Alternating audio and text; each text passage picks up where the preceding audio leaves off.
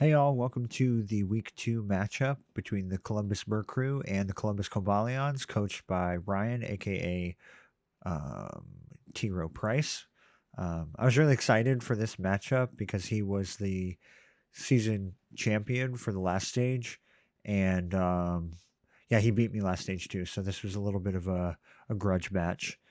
Um, it took us a while to get to play this game. We had competing schedules throughout the week, and come Sunday, we had to play at like midnight or something like that. And my partner was already in bed, so I wasn't able to live record. So here is a post com along with a team builder. If you look on the right hand side, you'll see his team and my team stacked up against each other. Some things that are pretty obvious is that I have him on a lot of the speed tiers, but he has quite a few threats for my team. I think Alolan Muck looks scary, and actually, I think all these slow Pokemon kind of can become a foil to any of my plans with some of my better Pokemon. So, I mean, his Dragon Fairy Steel Core is Heatran, Bulu, Altaria. I expected these three to come because it's early on in the season. People generally want to bring the things that they drafted early on because they like them. And they kind of have a good matchup versus me. Heatran in general looks pretty good, with the exception of things like Crocodile and Cobalion. And he could be running a Scarf Heatran set or um, something to try to mitigate the speed that I have on him. And same with Bulu. Bulu has some good matchups on Pokemon that I would like to bring, like Alomomola, um, and against Crocodile, and can really absorb a lot of hits from potentially things like Alakazam, Zeraora. It's a pretty bulky Pokemon. And Mega Altaria similarly is just really bulky. And if that gets going, it can be hard for my team uh, to counter, whether it's a Dragon Dance set or it is a um, a Cotton Guard set. Its two setup options can get pretty annoying for my team. So, firstly, I'm thinking that I have to deal with um, those three, and I'm also trying to figure out um, maybe what he can do to highlight those Pokemon. Initially, right off the bat, I think that Cobalion has a good matchup against his team. Not only is it faster than literally his entire team, um, but like going down the list, Nihilego dies to Ironhead, Primeape, Primeape dies to Close Combat, Meloetta um, probably dies after I get a Swords Dance up. That might be something I have to worry about. Articuno dies to Ironhead. Mega Altaria dies to Ironhead's Heatran Close Combat, Tapu Bulu Ironhead. And then kind of these bottom ones are the ones that Cobalion has trouble with. And they're not really things that it has a lot of trouble with, but just things that if I click a Swords Dance, they Cobalion just can't kill it with stab. So at first I thought about running different side moves like Stone Edge for Araquanid, whatever um whatever coverage moves I can do with those. Eventually I ended up just going with a dual dance double stab, and my goal was to try to deal with those bottom Pokemon with the rest of my team. Looking at his team, also, he doesn't really have good hazard removal. It looks like it is Mega Altaria and Articuno. And so, one of my goals in building my team was to just stack hazards and also not lose to webs. Araquanid takes his slow team and makes it a lot scarier. Um, so, thankfully, I have Torn T as a good defogger. Um, so, yeah, let's look at these top 3 Pokemon on my team, which their goal is to keep webs off the field and stack hazards and deal with his hazard setters. So, um, Tornty is my likely lead if I see anything like Araquanid or yeah, really a lot of his Pokemon that he might want to lead off with, I think Torn has a decent matchup with. And if you can see it has enough speed to outspeed anything um, non-scarfed, etc. And because it's flying, it's not going to have to deal with any speed nerfs with webs. And it's Air Slash, Focus Blast, Defog, and Knockoff. Defog's obvious. Knockoff's also just generally a good move. Hopefully, it can knock off any Scarfers. Um, and then we also have Air Slash and Focus Blast.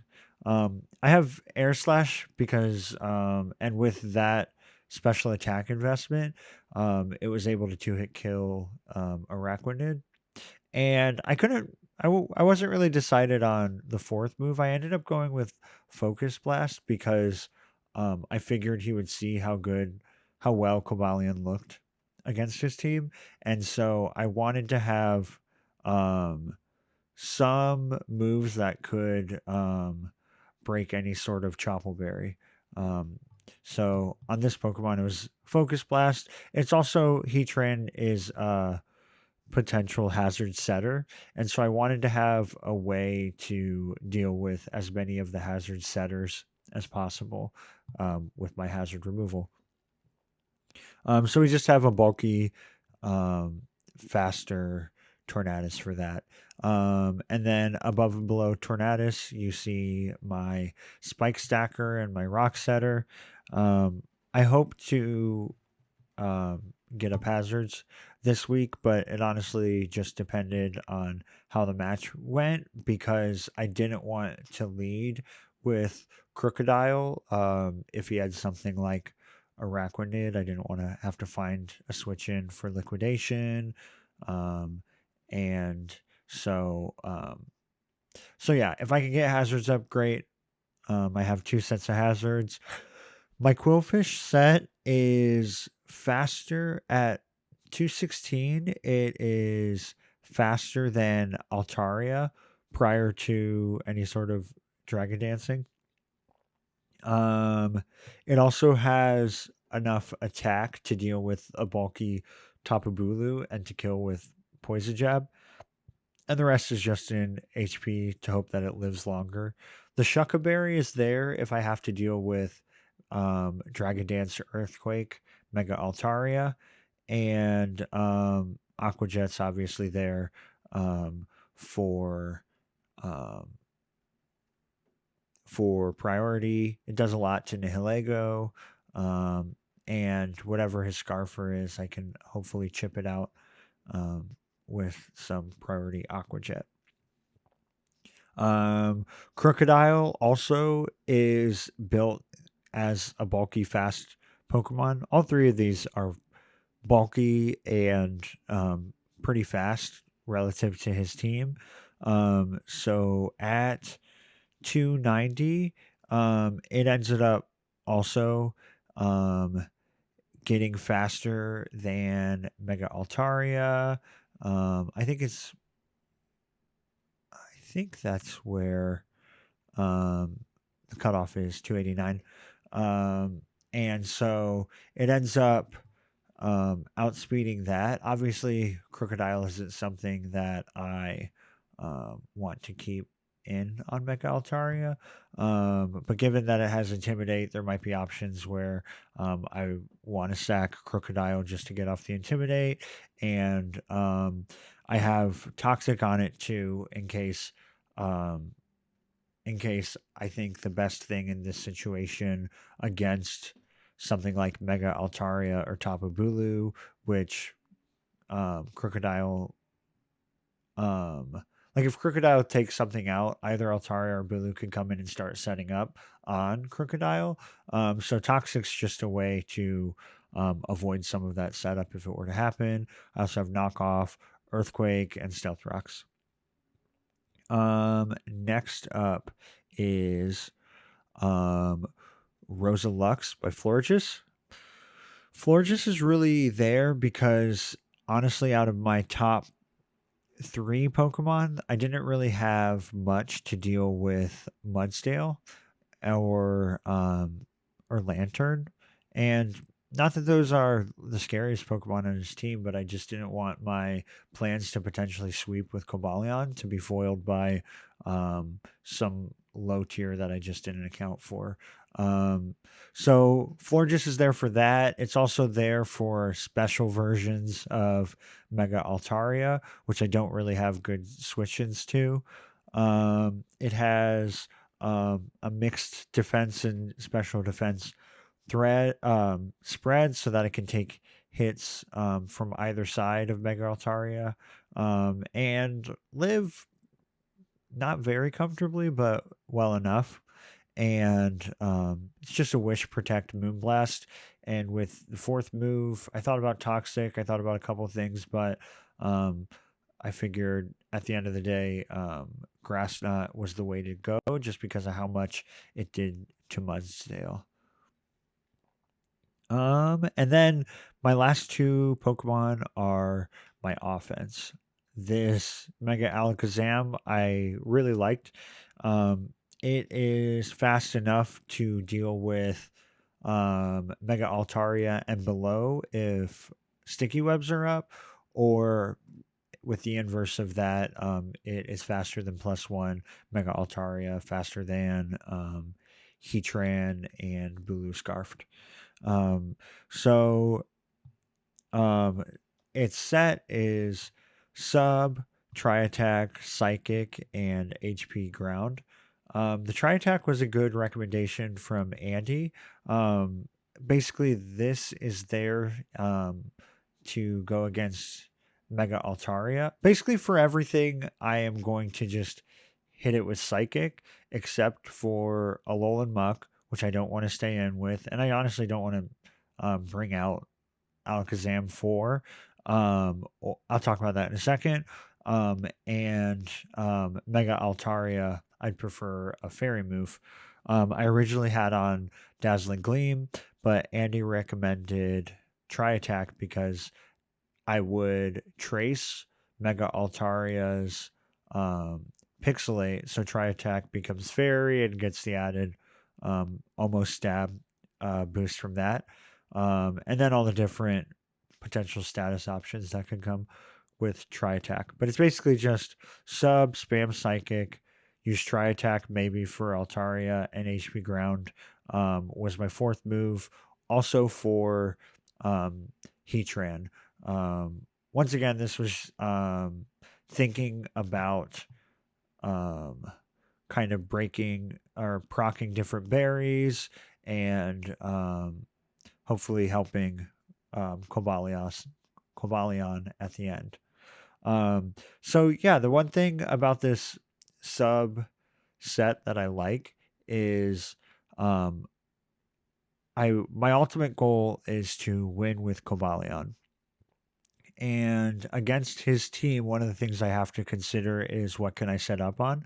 And honestly, there's against like a lot of his team is bulky and potentially offensive. So I can set up going from top to bottom. I can set up on Nihilego. I can set up on Articuno. I can set up on Mega Altaria unless Mega Altaria set up, and I can set up on Alolan Muck. And Alolan Muck is kind of one thing that I don't really have built into my team the best ways to check it. I have knockoff, which can deal with the sort of gluttony berry sets. I have Earthquake, and an Intimidate core. So all those ways can hopefully deal with some of the ways that Alolan Muck can be scary. But also, I was kind of thinking that I wanted to keep Alolan Muck around so that I could set up on it. So the idea behind this was set up a substitute which could potentially invite in a Alolan Muck. And then behind a sub, I can switch out pretty easily to Cobalion. And if a Alolan Muck tries to knock off to break the sub or Pursuit to break the sub, um, it is going to, well, Pursuit won't mess with Justified, but if Ryan just tries to spam knockoff to break sub, then I will have a Cobalion now in +1. I can start setting up. I can either rock polish or get another sword stance. At +1, I can pretty much clean up the team.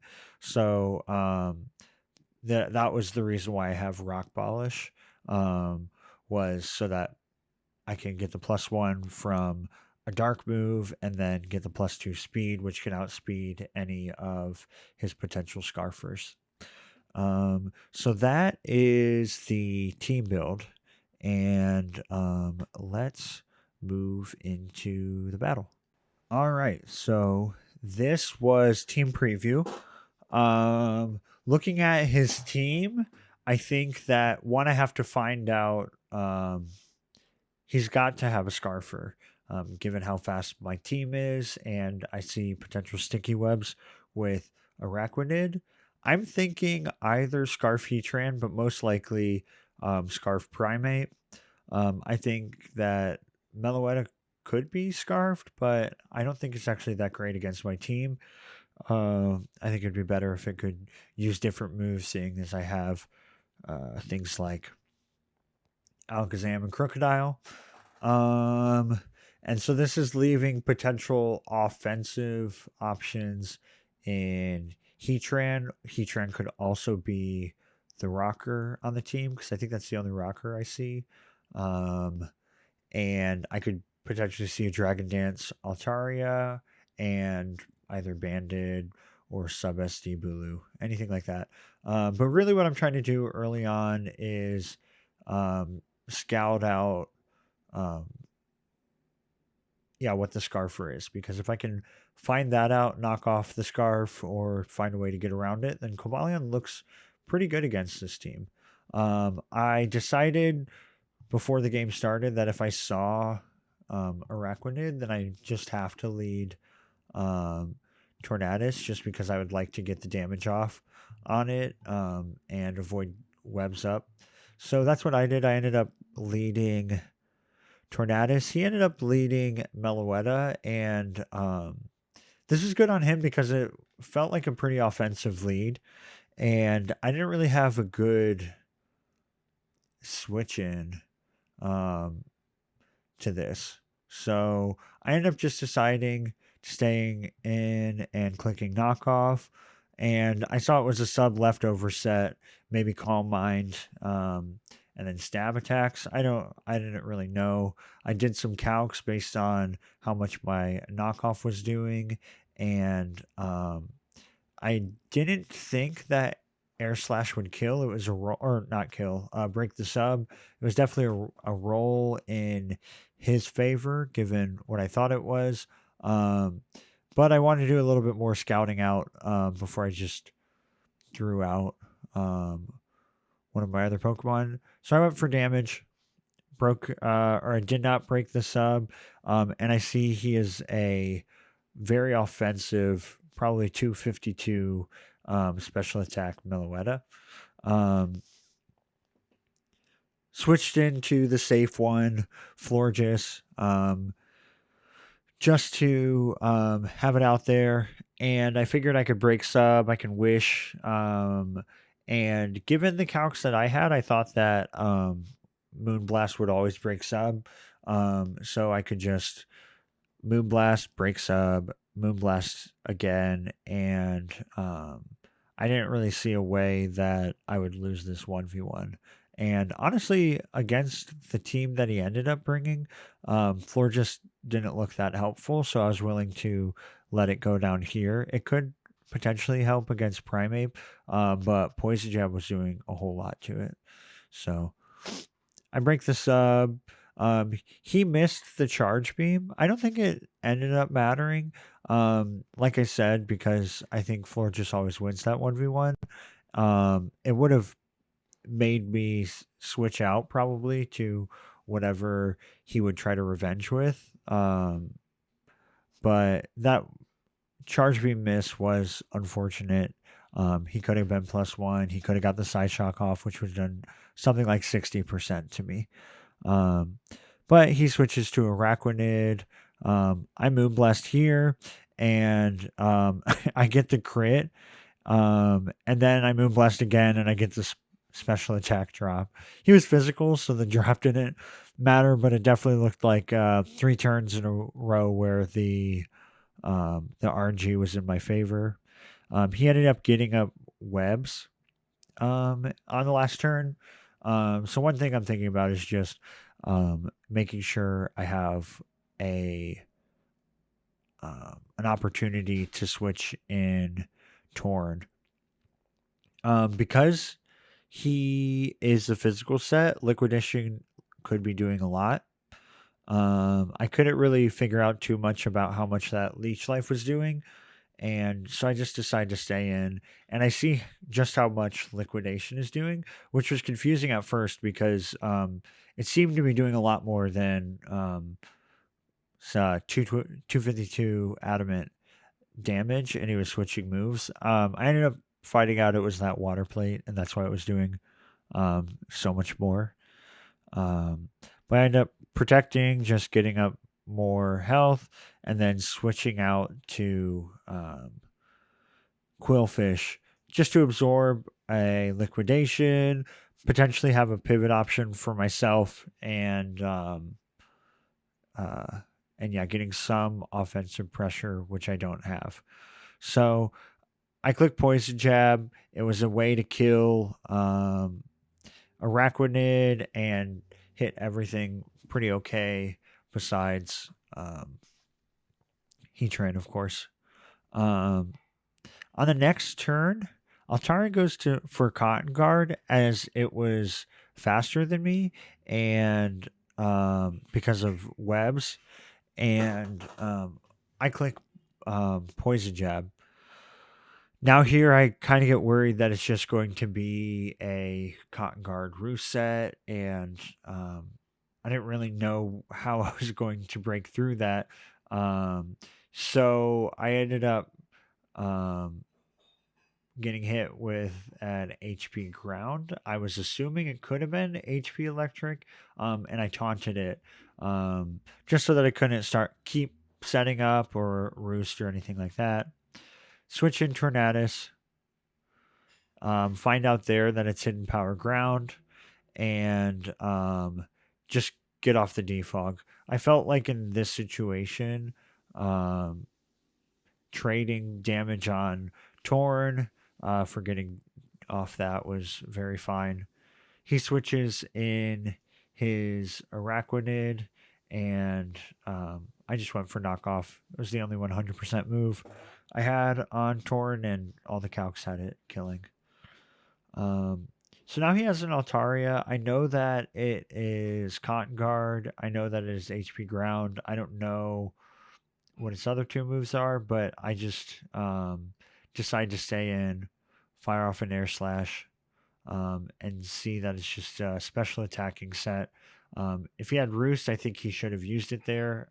Turns out he didn't pack Roost, and I killed with Air Slash. Here is where, because he brought in Primeape after Altaria died, I have to assume that Primeape is the Scarfer. I end up switching out to Florges, taking the Rock Slide. He switches out as I wish up, and that kind of confirms that it is, at least as much as I can, it helps confirm that Primeape is Scarfed. Meanwhile, his Heatran uses Z Sunny Day to boost the speed, and right here, I just think the best thing for me to do after I switch in Crocodile is to try to waste as many Sun turns as possible. My Alakazam can still outspeed and has HP ground. I don't think it kills though, depending on the set that he has. So more than anything right now, I'm just trying to waste turns. I'm going to scout for the solar beam, which I'm assuming he has is on uh, on a sun variant. He does. I'm going to click wish here just to take away another turn. He's got flash cannon. I'm assuming fourth move is a fire move. Switch back to crocodile. Um, take 46 for a flash cannon, and I figured he would make a make another prediction. I didn't really matter. I think that, like I said earlier, Florges was my least valuable member.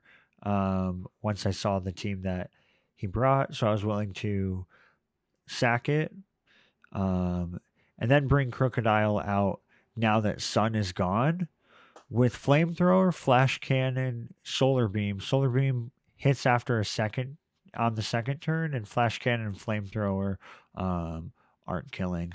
So I just go for the safe earthquake. He sacks Meloetta and then brings in Primate. Here I went Tornadus on the U-turn. And then in front of Heatran, I just went for the Focus Blast. I figured at this point, he could Sunny Day. So my switch to Crocodile. I don't know. I just figured why why pack Focus Blast if I'm not going to use it.